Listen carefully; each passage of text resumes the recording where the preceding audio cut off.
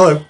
So in this video, we're going to talk about Hiroko Yoda and Matt Alt's Yokai Attack, the Japanese Monster Survival Guide. So this is a really fun folklore book. It is a guide, as it says in the title, and it goes through and sort of categorizes these different yokai, which are Japanese monsters, spirits, anthropomorphized objects, anthropomorphized principles in some cases. There's a really broad range of stuff here. Basically, anything sort of supernatural in Japanese folklore that's not specifically a ghost, kind of, or a kaiju, I guess, would tend to fall into the category of yokai. So it's because it's designed as a folklore guide, it's really, really readable, actually. It's really easy to follow along. What they've done, they've actually broken up the yokai into 5 different categories. And so there's an organization to it. You've got ferocious fiends, which are the really dangerous yokai, the ones that are just going to attack you. You've got gruesome gourmets who have unsettling eating habits, sometimes licking habits. You've got annoying neighbors. These are things that are generally irritating, but not necessarily like physically dangerous.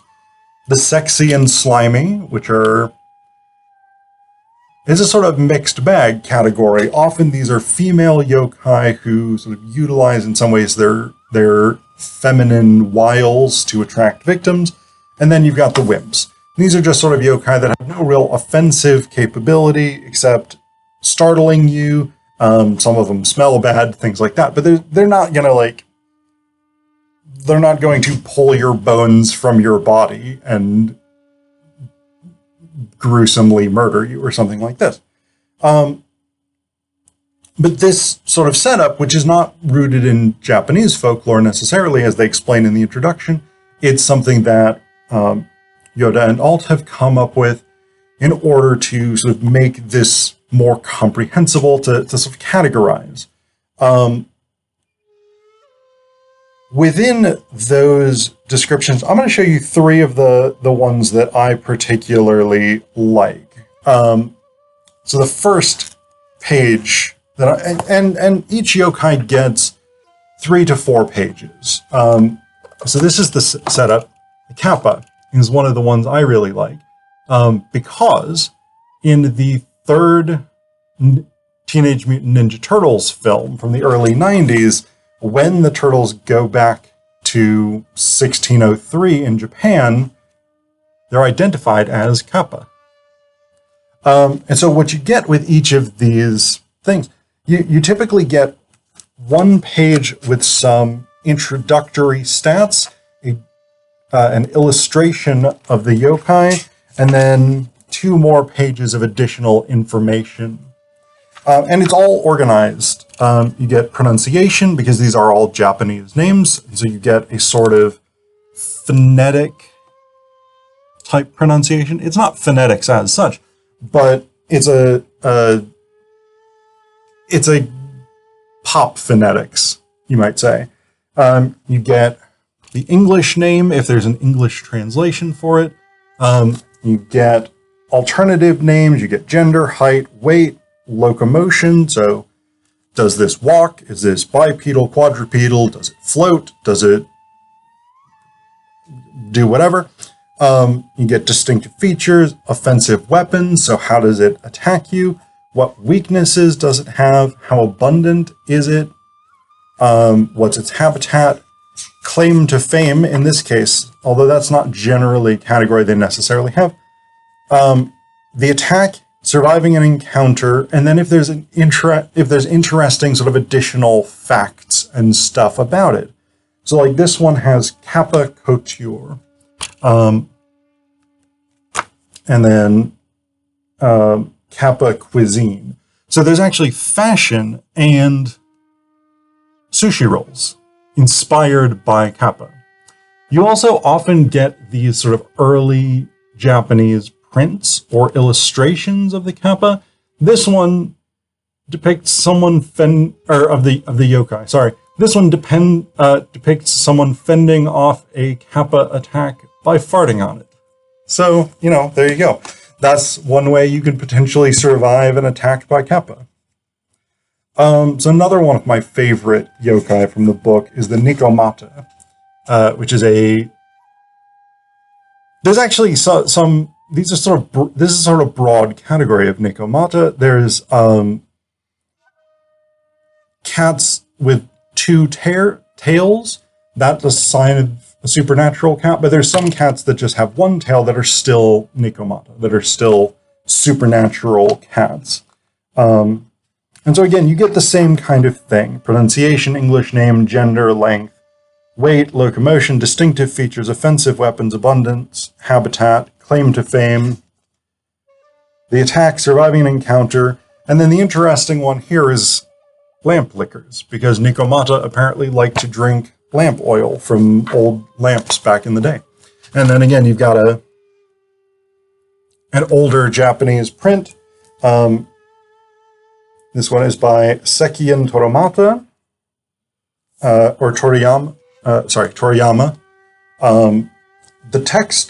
The red text on the images is not always super easy to read. The other one I want to show you is Kuchisake Onna. This is one that genuinely terrifies me. Like most of these yokai, I'm actually not that scared of. Even the ones that are like, if you encountered them, they would be horrendously dangerous and super, super creepy. Kuchisake Onna is actually, like, that's one that I'm actually scared of. Like, I've had nightmares about Kuchisake Onna. Basically, Kuchisake Onna is a beautiful woman with her face covered by some kind of mask, usually a surgical mask. And the urban legend, that the way that I heard it, which is actually slightly different than what they explain in here, is that she was horrifically disfigured by a boyfriend or husband or something.